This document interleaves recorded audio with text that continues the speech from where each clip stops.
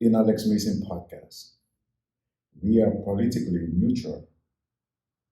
We are not pro Ukraine and we are not pro Russia. We simply bring out the truth, invite those who have the answers, and see perspective. So, this is a disclaimer that we are not pro Ukraine. We are not also pro Russia. We are simply a brand. And I hope this is not the last video of this missing podcast we produce.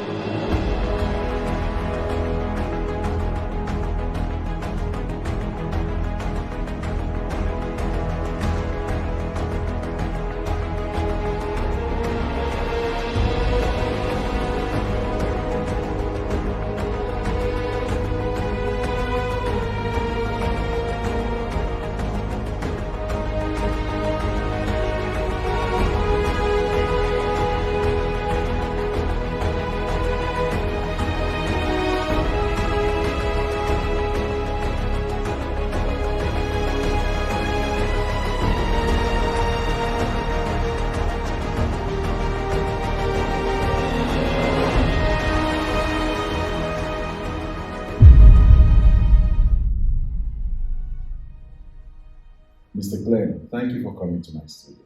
Thanks for having me. Yeah.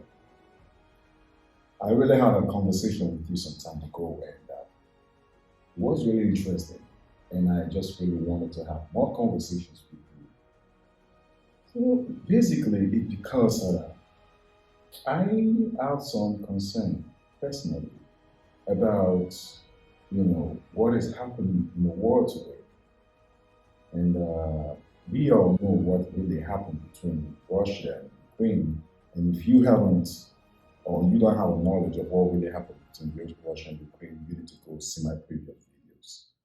And if you don't know what NATO is, you need to go see my previous videos. And you need to look on Wikipedia or Google to see the answers. Today, we want to talk more about the advancement of this whole chaos, the advancement of this whole escalated issue that's been going on. And it's just, it's unequivocally distressing because the price of gas is increasing, the quality of life is depreciating, and it's no longer a leader issue, it's now a global issue.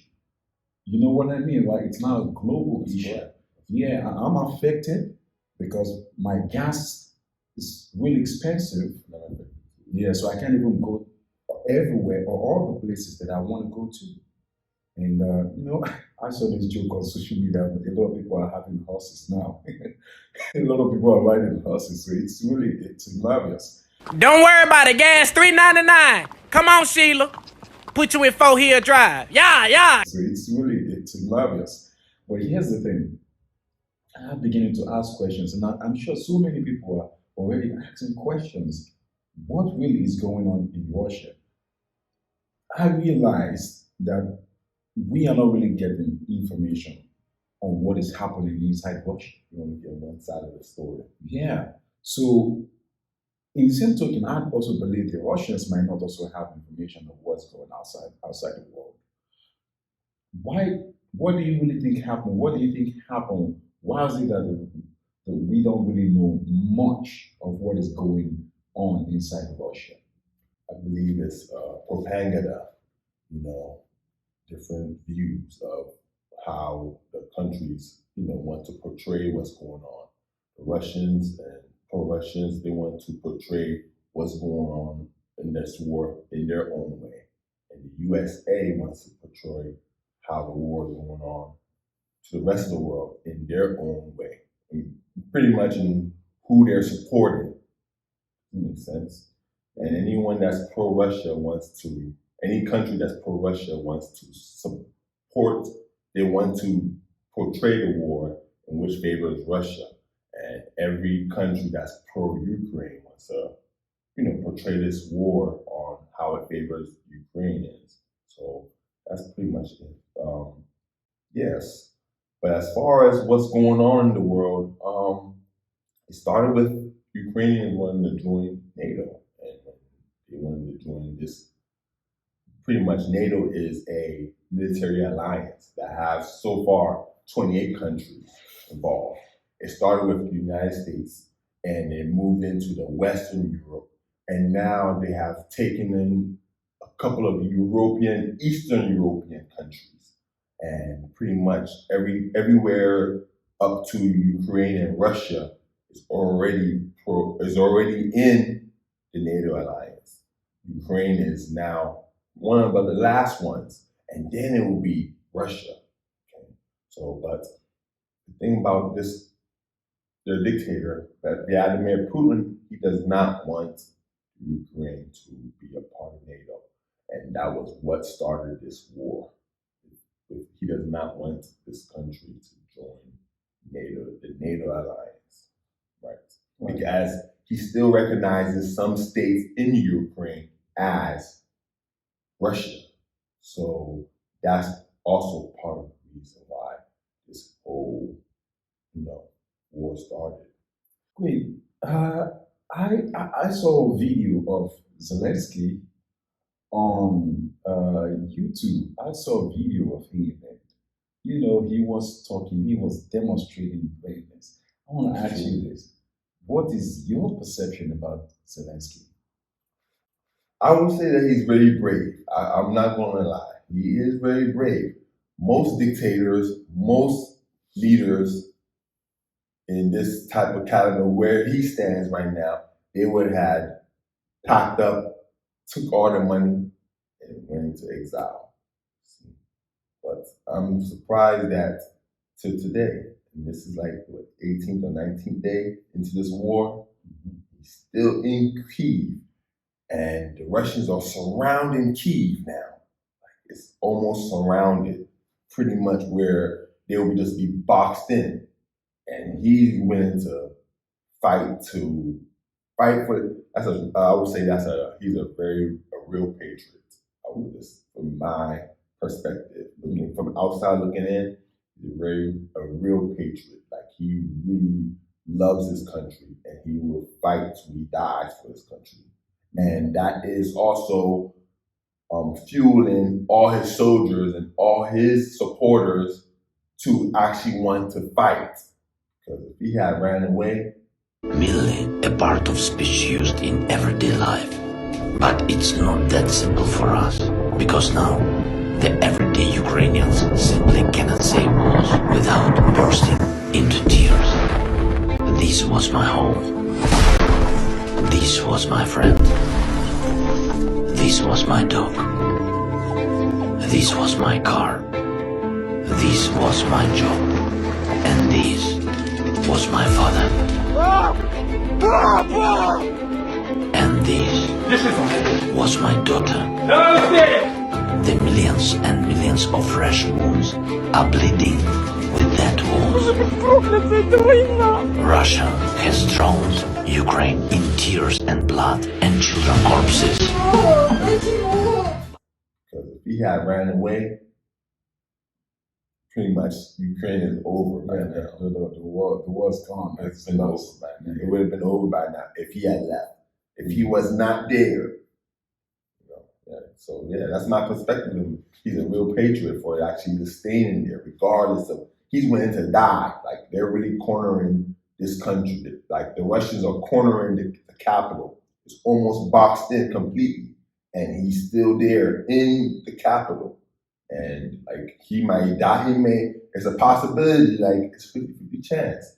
Even if they lose the war, if he loses this country, he's gonna most likely get killed. Wow. Okay, so I heard that Africans, they try to see something about this whole war, and the Russian president said something to them. Is that true? Repeat that again. I heard the Africans, they try to say something to Vladimir Putin. They try to say something concerning probably joining the Ukraine to fight Russia. Is that just me, or did they actually? Here's the thing about with countries, with well, the continent of Africa, continent of South America. See, they don't offer anything militarily enough to be considered any big power in the global stage. Makes sense? On a world stage, they don't have they don't contribute to anything militarily enough to have any word to speak on a world stage about what Russia or they're the superpower countries, and then you got the countries that really wouldn't be able to contribute to anything. So you have the alliances of the NATO alliance, and then you have nobody knows who Russia's alliance will. Nobody knows Russia and who they will align with. Like who will align with Russia if this was to become a war. I'm just saying, as far as the countries in Africa, they don't contribute to anything militarily to speak on a world stage about their thought of what's going on in this war. It wouldn't even matter to Putin. They can't sanction. They can't do anything that can affect him and what's going on. Does it make sense? Like any country in Africa can't sanction. There's no currency using. The sanctions is in U.S. dollars. They can't do anything on a world stage to convince him about what he can do. Does that make sense? Yeah, so right. He doesn't have to listen to any other country that he doesn't see as a threat. He only sees the NATO alliance and the NATO alliance pretty much as a threat. But all the other countries that don't have anything to contribute militarily can't speak on a world stage. So should that send a message to the Africans? It should send a message to the Africans. One thing about the Africans is just that there's no country in Africa that has enough militarily. Like most countries in Africa, they don't have an air force. So sorry to interrupt you. So should that send a message to them? What now they've realized that they don't have a say globally because they don't have military. That's correct. Power. What do you think the Africans should start doing? They should just build up their own military. I would just say that they would need to build up their own military. And do you think the Western world would let the Africans build their military? You and I understand that Ukraine's efforts to join the NATO is part of their advancement in building their military. Well, building their military along with the alliance, because most of these countries, if they're not part of that alliance, every country wants a nuclear weapon of their own, because the strength of the country is the military. And the military is weak if they don't have a nuclear weapon. Okay, right. Ukraine, they probably affected, or they probably built every other side of their military. Except having a nuclear weapon. Right. And the West doesn't want as many countries as possible to obtain a nuclear weapon. Okay. You see, so there's only like about 10 out of the 192 countries out there. There's only about 10 countries that actually have a nuclear weapon. Does it make sense? Right. You have the United States, you have Russia, China, Pakistan, India. There's like about 4 more, or maybe 3 more. I can't name all of them. And, there's a lot of countries that want a nuclear weapon. So they won't feel bullied. That's how a good word to say. Like, they want to show strength on a world stage. North Korea wants one, and I know Iran wants one. Okay. Now, do you think that, what I understand is that the NATO's advancement or their attempt to try to join NATO is also part of strengthening their military power, right? Well, it goes both ways. See, NATO trying to build their alliance even more is threatening to other superpower countries, which is Russia, China, North Korea, Iran, and all these countries that wants to be independent, to be recognized on a world stage. So that's the military, the alliance of NATO adding more countries is pretty much threatening to these other countries that are, you understand? Okay. So if Africa decides to increase its military power, maybe not to the point of getting a nuclear power, but if Africa start advancing their military power, do you think it's going to be a threat to the Western world? I would start before, right now in Africa, most countries have soldiers. You can call Marines, however you want to call them, Marines, soldiers, and peacekeepers, however you would call, whichever is called in that country. And before having anything, they would need a navy.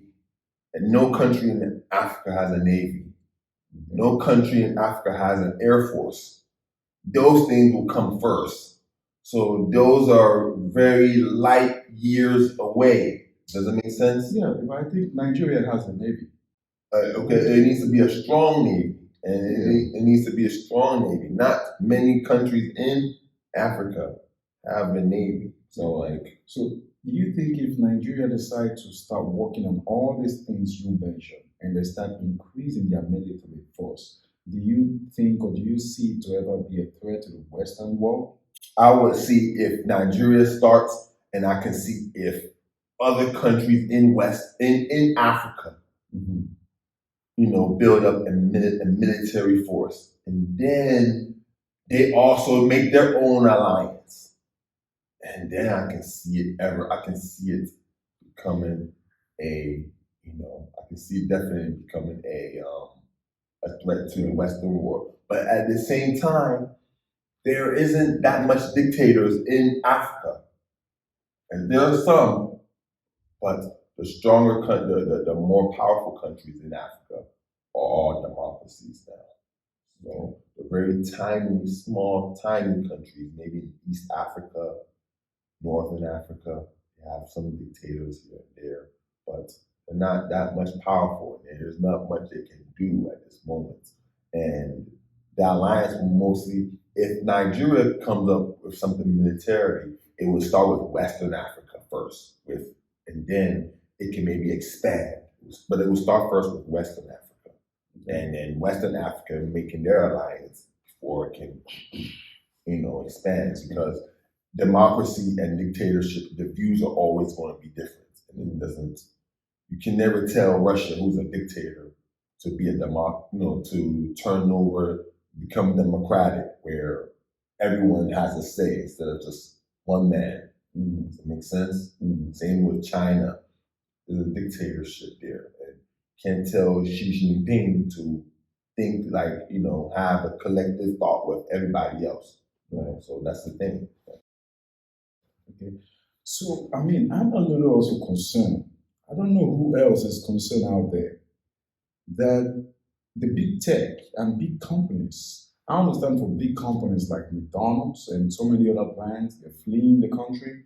I understand that because it's probably not favorable to their business. But big tech companies like YouTube, like so many. I can mention Google, Apple. Yeah.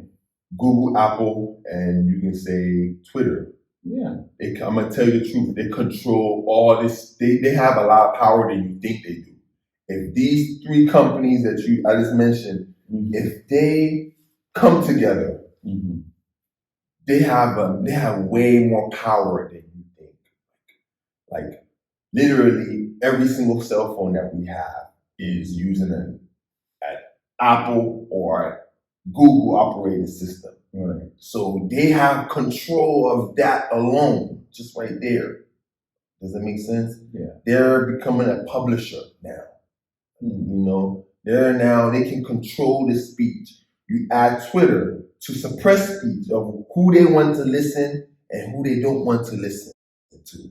See? and they have a collective, the operating system on our phones, along with the speech and how you want to express yourself.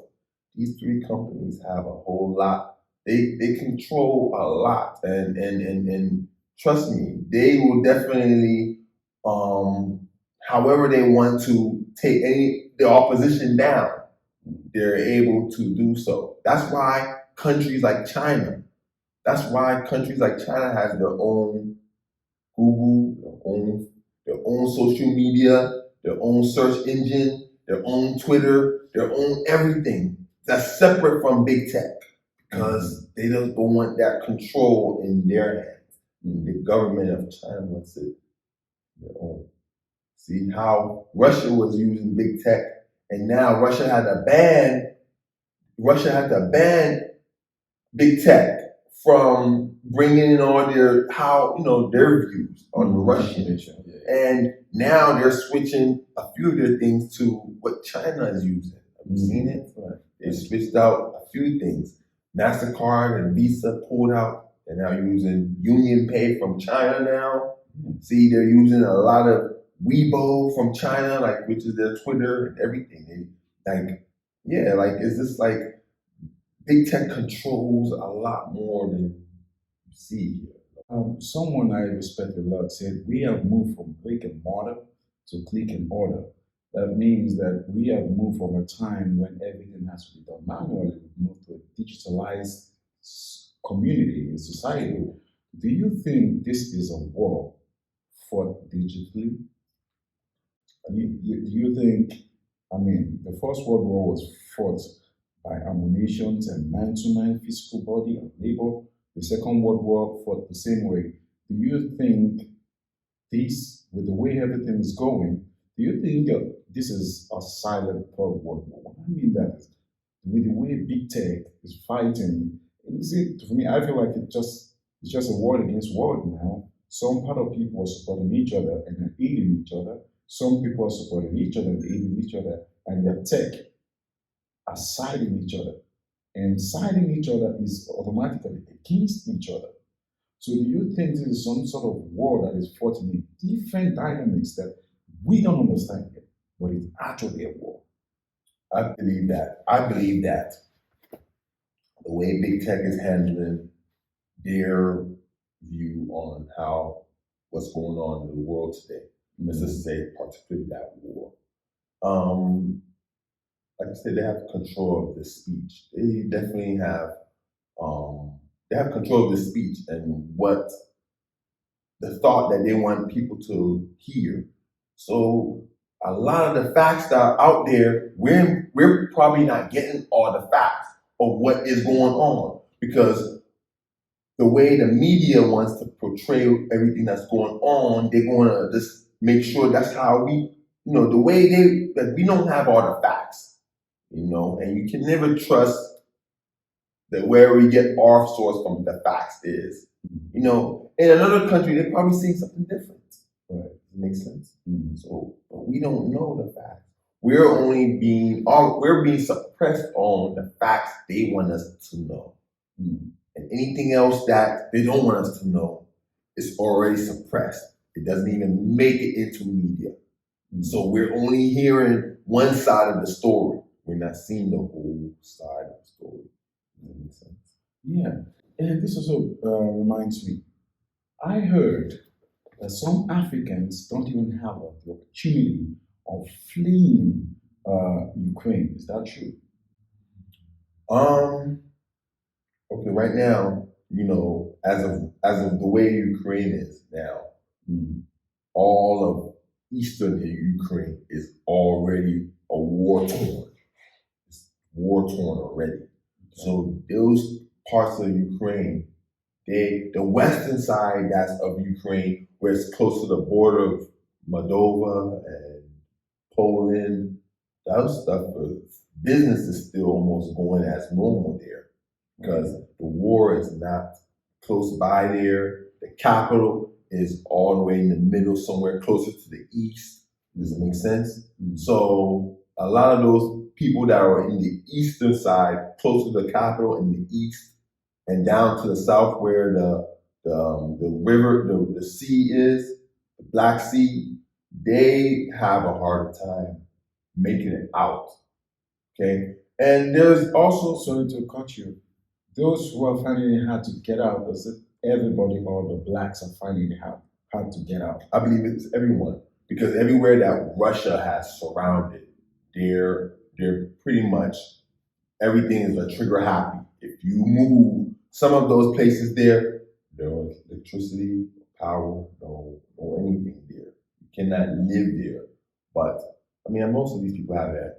They should have escaped long ago.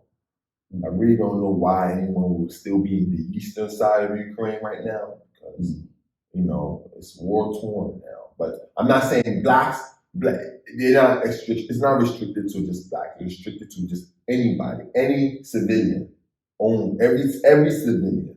So if you're just a black man that lives in Ukraine, you're just restricted as well as someone that's a citizen of Ukraine. Does it make sense? Yeah. So the Russians don't care color, they just want control of the country. Does it make sense? So they don't care what color. Yeah, I also heard that there's a pipeline, a gas pipeline that is running through Ukraine all the way to service all of Western Europe. Germany, to be particular. Main one. Yeah. Germany gets all of their natural gas and their fuel, petroleum from Russia, 100% of it. Okay, and I heard that Ukraine requested for help from the European countries, and Germany supplied the Ukraine pillows. Mm-hmm. And that is, for me, that's embarrassing. Supplying pillows when they need ammunition. So, what do you really think Germany is saying, or what statement that they're making? Looking at, they have a pipeline, what they're getting from Russia, right? What do you think? Who do you think Germany is indirectly falling towards? Like, who do you think by instinct? Who do you think they are supporting? Okay, let me tell you this with this thing. The thing about it is every sovereign country needs energy, no matter what. Okay. So there's no life on any country without energy. Mm-hmm. And Germany gets 100% of their energy from Russia. Mm-hmm. Does that make sense? Right. So even though the Western allies of Germany want Germany to cut off the Russian supply, Germany knows that their country cannot, they need this energy from Russia. Does that make sense? So it's not so much that they're supporting Russia. It's because they have something that Russia has on them, on Germany, and Russia has their energy, and they need their energy. So they need to still walk the fine line of still getting their energy from Russia. Does that make sense? And the Western allies want them to be just abruptly cut them off. But where's Russia? Where's Germany going to get their energy from? And not only that, but that same energy pipeline, Nord Stream 2 and Nord Stream, they go through all of Europe. But Germany particularly gets all their energy from Russia. Wow.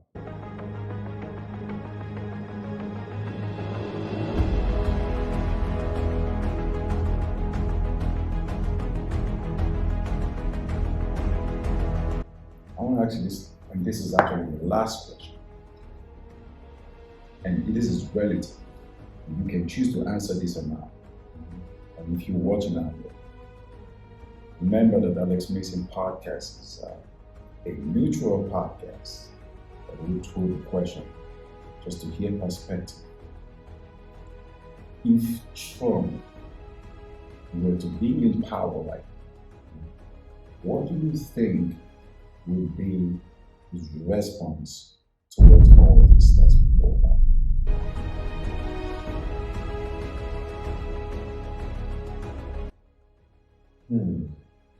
See, the thing with when Trump was in office, he showed strength. He showed strength.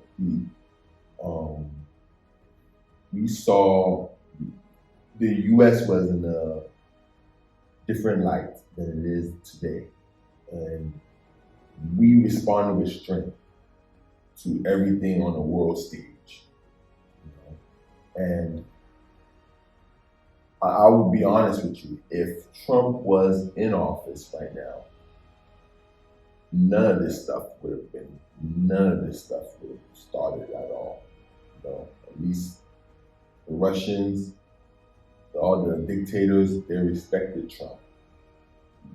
Makes sense? They respected him, and they knew that whatever Trump's threat was, he's going to actually, whatever he says, he's going to do it. Makes sense? Right. So that's the thing. If Trump was still in power, none of this stuff would have started. You know, never happened.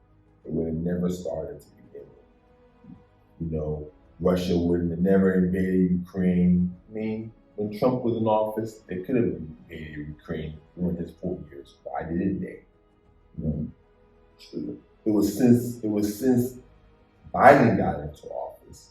Now all these countries are now flexing their muscle, and they see a lot of weakness in what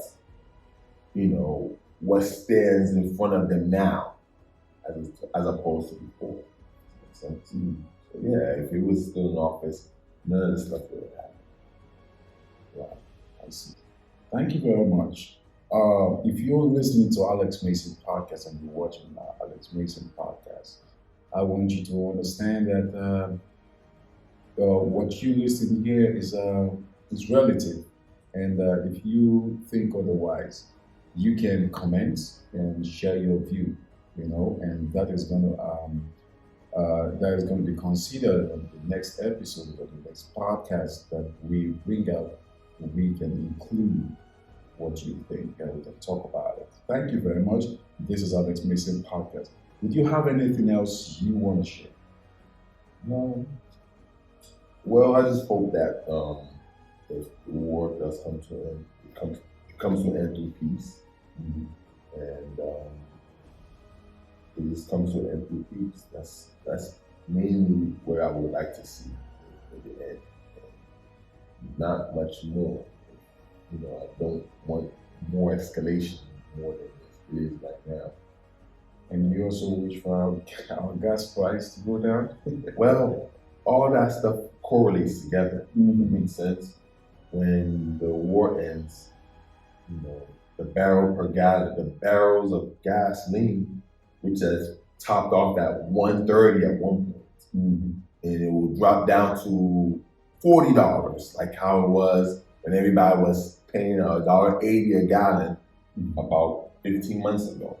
So that's the thing, all that correlates together. So it's not just the gas price will go down along with the war ending. It will be a slow process for the economy.